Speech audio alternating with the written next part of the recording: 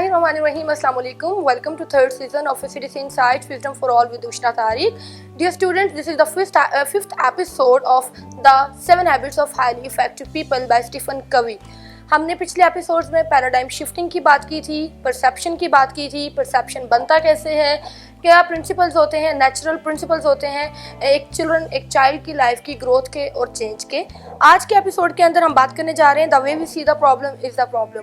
हम अपनी सोसाइटी के अंदर बहुत से ऐसे लोगों के इर्द गिर्द रहते हैं जो कि बहुत कामयाब होते हैं, जिनकी मैरिजेस बड़ी स्ट्रॉन्ग होती हैं, जिनके पर्सनल और प्रोफेशनल रिलेशनशिप एक बड़ी ही स्ट्रीम लाइन के ऊपर, एक बड़े ही स्ट्रॉन्ग रिकॉर्ड के ऊपर, ट्रैक रिकॉर्ड के ऊपर चल रहे होते हैं। लेकिन हम कभी कभी इनको देख कर ना जेलस होते हैं और हमें लगता है कि शायद हम इनसे जो भी पूछेंगे ये हमें बता देंगे और हम उसको अपनी ज़िंदगी के अंदर एग्जीक्यूट करने के बाद हम भी वो तमाम चीज़ें अचीव कर सकते हैं। तो हम क्विक फिक्स अप्रोचेस की तरफ जाते हैं कि जो भी ये लोग कर रहे हैं ना, हम इनसे जल्दी से पूछ लें और जो ये बता रहे हैं हम इनको इम्प्लीमेंट कर लें।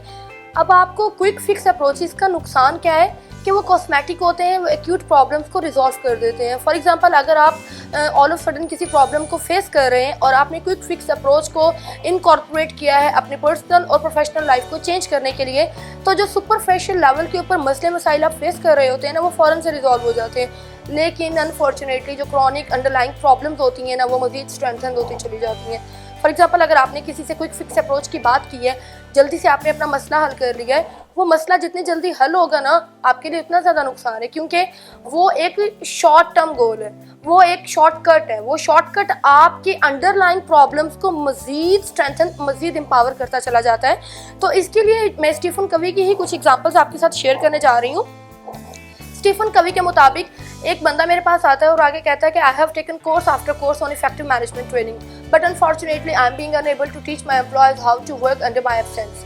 मैं जब भी छुट्टी करता हूँ तो मुझे उम्मीद होती है, बल्कि मुझे पता होता है कि वो वाटर फाउंटेन के पास बैठे कैपिंग कर रहे होंगे, एक दूसरे के साथ कपड़ियाँ उड़ा रहे होंगे, चाय पी रहे होंगे, क्योंकि उनको नहीं पता होगा कि ऑफिस के एनवायरनमेंट को उन्होंने एक ट्रैक के ऊपर कैसे लेकर चलना है। तो कहते हैं कभी कभी मुझे लगता है कि शायद कुछ लोगों को फायर करने से मेरा मसला हल हो जाएगा, या कभी कभी मुझे ये लगता है कि मैं अगर उनको उनकी आदत को बदलने की कोशिश करूंगा, उनको मजीद सैलरीज ऑफर करूंगा तो वो चेंज हो जाएंगे। कहते हैं मैं सुपरफिशियल लेवल के ऊपर उनको ठीक करने की कोशिश करता हूँ, मैं कैरेक्टर की बात नहीं करता। मैं ये नहीं सोचता कि शायद मुझे कहीं से बदलने की ज़रूरत है, शायद मैं उनको एज ए मैकेनिकल ऑब्जेक्ट लेकर चल रहा हूँ, शायद उनकी एक्सपेक्टेशन मुझसे डिफरेंट लेवल की हैं जो कि मैं फुलफिल नहीं कर पा रहा। दूसरी एग्जांपल आपके साथ दूंगी। एक बंदा आता है, आकर बोलता है कि I am living a hustle bustle life. मुझे नहीं पता कि मेरी प्रोफेशनल लाइफ के अंदर रिस्पॉन्सिबिलिटीज इतनी बढ़ चुकी हैं कि मैं अपनी पर्सनल लाइफ को बिल्कुल इग्नोर कर चुका हूँ, मगर इतनी तमाम रिस्पॉन्सिबिलिटीज़ को टेक ऑन करने के बावजूद I am still being unable to get a kind of financial stability, to get any kind of job security, to get any kind of productivity in my professional life. ऐसा क्यों है? मैं पूरा time भी देता हूँ, क्या मुझे जल्दी से कोई टाइम मैनेजमेंट के ऊपर कोर्स करने की ज़रूरत है कि मेरी आदत ठीक हो जाए, या मैं जल्दी से चीज़ें अचीव करना शुरू हो जाऊँ? या एक थर्ड सिनेरियो जिसके अंदर a couple came to Stephen Covey and saying कि हमारी जो मैरिज है वो बिल्कुल फ्लैट हो चुकी है, there is not any kind of infatuation among both of us. हम एक दूसरे को देखकर इन्फैचुएटेड फील नहीं करते, अट्रैक्टेड फील नहीं करते, एक दूसरे के साथ मज़ीद टाइम स्पेंड नहीं करना चाहते। ऐसा सिनेरियो क्यों है? क्यों ऐसा लगता है कि हमारी जो ज़िंदगी है इसके बीच में इमोशंस की जगह ख़त्म हो चुकी है? क्या हमें अपने आप को एक दूसरे को डाइवोर्स देकर एक न्यू लाइफ को स्टार्ट कर देना चाहिए, या हमें एक दूसरे के वीक पॉइंट्स को एम्पावर करने की बजाय एक दूसरे की पॉजिटिव साइनर्जिस्टिक पॉइंट्स को एम्पावर, स्ट्रेंथन करने के बाद उस रिलेशनशिप को मज़ीद जेन्योसिटी की तरफ लेकर मूव करना चाहिए? तो वो कहता है कि यहाँ पर प्रॉब्लम आपके साथ नहीं होता है, प्रॉब्लम आपकी सोशलाइजेशन के दौरान आपके अंदर इतना डीपली एम्बेड हो चुका होता है कि हम उसको देखना भूल जाते हैं, हम उसको चेंज करना भूल जाते हैं और हम ऊपर से शॉर्टकट्स के थ्रू मसलों का हल ढूंढना शुरू कर देते हैं। तो a new level of thinking is required here. Albert Einstein को कोट करूंगी, the significant problem we face can not be solved at the same level of thinking we were at when we created them.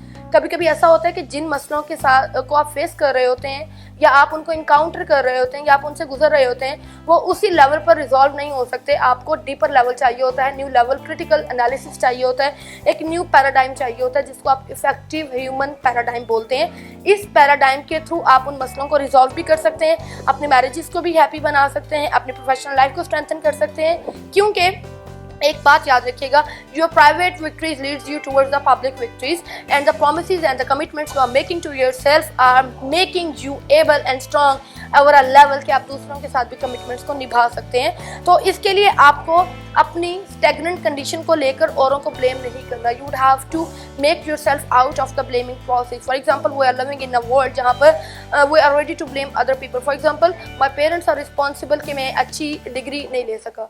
My socialisation is responsible कि वे मुझे अच्छा financial status नहीं दे सके।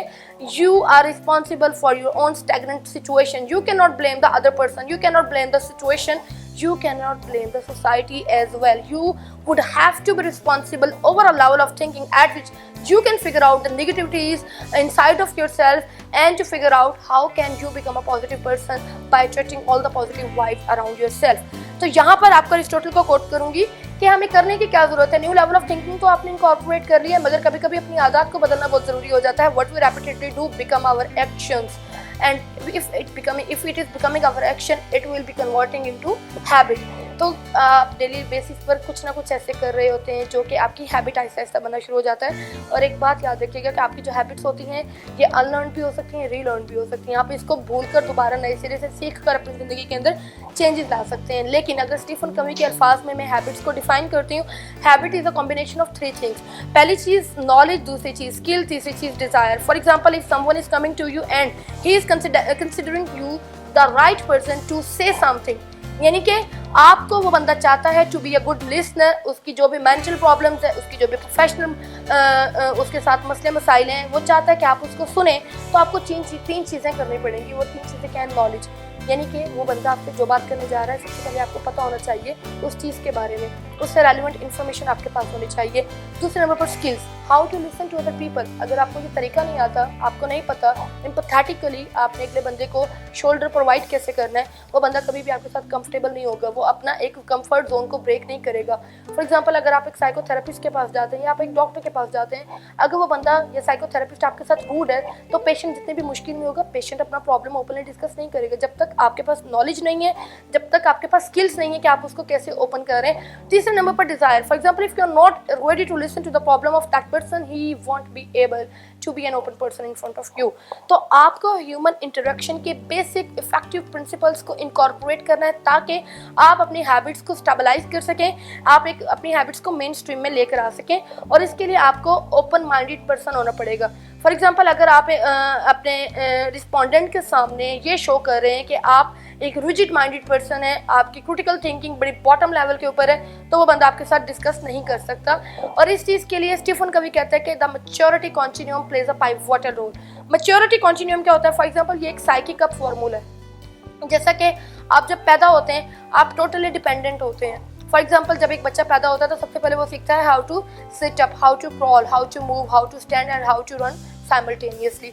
तो ये एक सिक्वेंशियल प्रोसेस है जो स्टेप बाय स्टेप चलता है। और इस पूरी फेज के अंदर बच्चा डिपेंडेंट होता है अपने केयर टेकर के ऊपर या उस पर्सन के ऊपर जो कि उसकी मदर भी हो सकती है, उसका पेरेंट फादर भी हो सकता है। बट एक फेज आता है जब आप अपनी टीन एज में आते हैं तो आप इंडिपेंडेंट हो जाते हैं। आप कहते हैं I can do this, I am self reliant person, I am a confident person, I can achieve, I can cross the mountains, I can do this and this. ये आपका फेज होता है इंडिपेंडेंस का। इसके अंदर आप दूसरे को बंदा नहीं समझ रहे होते, आपको लगता है कि जो काम मैं कर सकता हूँ कोई भी नहीं कर सकता और दुनिया में कोई भी मेरी मदद भी नहीं कर सकता क्योंकि मैं अलामा हूँ, मैं बहुत बड़ी चीज़ हूँ। ये बच्चों के अंदर होता है। एक थर्ड लेवल आता है इंटरडिपेंडेंस का, जिसको आप साइनर्जिस्टिकली भी बोलते हैं। For example you and me, we both can cross the mountain, we both can achieve things, we both can make a good team. जिंदगी में आप डिपेंडेंस और इंटरडिपेंडेंस आते हैं। अगर आप इसको सादा अल्फाज में बात करते हैं तो जो डिपेंडेंस का पैराडाइम है इसके अंदर मैं आपकी बात करूंगी। You are the person who can get me out through this condition, you are the person who can help me out, you are the person who can give me the guidance, you are the person who can give me this and this. अगर आप independence की बात करते हैं, I am the person, I am self reliant, I am confident, I can achieve things. अगर आप interdependence की बात करते हैं तो वहाँ पर वी आ जाता है। तो हम ह्यूमंस इस मैच्योरिटी कॉन्टिन्यूम से गुजरते हैं। ये एक पैराडाइम शिफ्टिंग है जहाँ पर पहले हम डिपेंडेंट होते हैं, फिर हम इंडिपेंडेंट बनते हैं। और अगर हमारी सोशलाइजेशन एक ब्रॉड पर्सपेक्टिव में हुई है तो हम उसके अंदर इंटरडिपेंडेंस को भी इनकॉर्पोरेट कर लेते हैं। लेकिन आप जितनी भी अच्छी हैबिट्स कर लें, आप जितने भी अच्छे प्रिंसिपल्स को इनकॉर्पोरेट कर लें, जब तक आपके अंदर इफेक्टिवनेस नहीं है आपकी ज़िंदगी हाईली इफेक्टिव पीपल की तरह नहीं हो सकती। इफेक्टिवनेस को डिफाइन करने के लिए मैं आपको एक एग्जांपल दूंगी। देयर वाज अ फार्मर जिसने एक मुर्गी पाली हुई थी, और मुर्गी एक दिन वो जब उसके नेस्ट के पास जाता है तो वहाँ जाकर देखता है कि कोई ग्लिटर की तरह कुछ चीज़ शाइन कर रही है। तो वो देखता है वो सोने का अंडा होता है। वो इतना खुश होता है, लेकिन उसको ख्याल आता है शायद मेरे साथ किसी ने गेम खेला है। वो उठाकर अंडा फेंकने लगता है बिन के अंदर। एकदम उसको रियलाइज होता है कि ये जो अंडा है ये गोल्ड का है, यानी कि सोने का अंडा है। वो उसको अपने पास रखता है। तो ये जो प्रैक्टिस होती है ये डेली बेसिस पर रिपीट होना शुरू हो जाती है। डेली उसकी मुर्गी एक सोने का अंडा देती है, डेली उसको संभाल के रख लेता है। लेकिन जैसे ही उसके पास पैसा आता है, उसकी ग्रीड में और उसके इम्पेशंस में इजाफा हो जाता है, और उसको लगता है कि अगर मैं ऑल ऑफ सडन इस मुर्गी को ज़िबा कर दूंगा तो शायद सोने के अंडे मेरे पास ऑल ऑफ सडन आ जाएंगे। वो क्या करता है, इस मुर्गी को ज़िबा कर लेता है। तो उसके अंदर वो देखता है कि मुर्गी के अंदर कुछ भी नहीं होता है, फिर मुर्गी बिल्कुल खाली होती है। तो वो कहता है कि ये जो चीज़ें हैं ये आपकी P/PC, P production, PC production capability. अब आपकी जो प्रोडक्शन है वो आपकी अंडा था, ठीक है, यानी कि जो आपका आउटकम था। प्रोडक्शन कैपेबिलिटी यानी वो मुर्गी थी जो कि वो चीज़ पैदा कर रही थी। वो कहता है effectiveness lies between P and PC। ये एक बैलेंस है। अगर आपने मुर्गी और मुर्गी के अंडों के बीच में बैलेंस बरकरार नहीं रखा तो इसका मतलब है कि आपकी एक्टिविटी बिल्कुल वैनिश हो जाती है, बिल्कुल डिटोरिएटेड हो जाती है और उसका कोई फ़ायदा नहीं होता। लेकिन इस चीज़ को अगर आप बिल्कुल पावरफुली इस्तेमाल करना चाह रहे हैं तो आपको अपने ह्यूमंस के 3 तरह के एसेट्स के ऊपर काम करने की ज़रूरत होती है। अब जो एसेट्स हैं वो 3 तरह के हैं, फिजिकल है, फाइनेंशियल है, ह्यूमन है। फिजिकल की बात करूँगी, फॉर एग्जांपल अगर आपने एक गाड़ी ली है, वो जो गाड़ी आप उसको बिल्कुल पागलों की तरह इस्तेमाल कर रहे हैं, उसकी मेंटेनेंस के ऊपर काम नहीं कर रहे हैं, उसको मेंटेनेंस की ज़रूरत है, या उसका टायर पंक्चर हो गया, आप कहते हैं कि मैं इसका टायर चेंज नहीं करता, साथ एक टायर शॉप है, मैं इसको वहाँ तक ले जाता हूँ ड्राइव करके, वो जो टायर चेंज करने वाला बंदा होगा ना वो खुद इसको चेंज कर देगा। एक टाइम आएगा आपकी गाड़ी बिल्कुल जवाब दे देगी, आपकी गाड़ी चलने से इनकार कर देगी। ये फिजिकल एसेट है। आपने अगर कोई चीज़ खरीदी है, आप उसके अंदर एफर्ट इनकॉर्पोरेट करें। आप ये देखें कि उसकी हस्ती कहाँ तक है, कहाँ तक वो आपके साथ चल सकती है। अगर आप उसको डिटोरिएटेडली इस्तेमाल करते रहेंगे, एक टाइम आएगा कि वो चीज़ इनकार कर देगी। दूसरा एसेट आपका फाइनेंशियल है। फॉर एग्जांपल आपका बिजनेस आपको बहुत अच्छा अर्न करके दे रहा है, आप क्या करते हैं, आप उसके पीछे अपनी हेल्थ को इग्नोर कर देते हैं, अपनी पर्सनल प्रोफेशनल लाइफ को इग्नोर कर देते हैं, आप बिल्कुल पागलों की तरह उसके ऊपर काम करते हैं। तो एक टाइम आता है कि आपके पास पैसा तो बहुत होता है मगर आपके पास सेहत नहीं होती। आपको बैलेंस बरकरार रखना है इफेक्टिवनेस का, कि आपकी हेल्थ और आपका पैसा बराबर है। तीसरी एग्जांपल है human asset. For example marriages की बात करते हैं। मैरिजेस के अंदर बहुत जल्दी एक पार्टनर दूसरे पार्टनर से एक्सपेक्ट करता है कि वो उसके लिए चेंज हो जाए। आपको एक बात का ख्याल रखना है, if you want to change the world you would have to change yourself first. You would have to start the process of change inside of yourself. अगर आप अपने पार्टनर को बदलना चाहते हैं, पार्टनर को बदलने के लिए भी तो पहले आपको खुद को बदलना पड़ेगा ना। अगर आप उसको बदलेंगे तो ये एक ब्लेम गेम है। आप उसको बदलना चाह रहे हैं लेकिन आप सिचुएशंस को नहीं बदल रहे, तो मैरिजेस फ्लैट हो जाती हैं। डाइवोर्स रेशियो इसीलिए बढ़ चुका है। हमें अपने अंदर एंड्योरेंस का, पेशेंस का, इंटेग्रिटी का लेवल इतना हाई करना है हम अपनी इफेक्टिवनेस को अचीव कर सकें। तो इस बुक के अंदर बेसिकली इन 5 एपिसोड्स के अंदर हमने एक ओवरव्यू की बात की है कि हम किस चीज़ के ऊपर डिस्कस करेंगे पूरी बुक को लेकर। इंशाल्लाह अपकमिंग एपिसोड के अंदर हम बात करेंगे कि पहली हैबिट क्या है, पहली हैबिट आप अपनी ज़िंदगी के अंदर इंकॉर्पोरेट करके चेंजेस कैसे ला सकते हैं। तब तक के लिए अपना ख्याल रखिएगा। अल्लाह हाफिज़।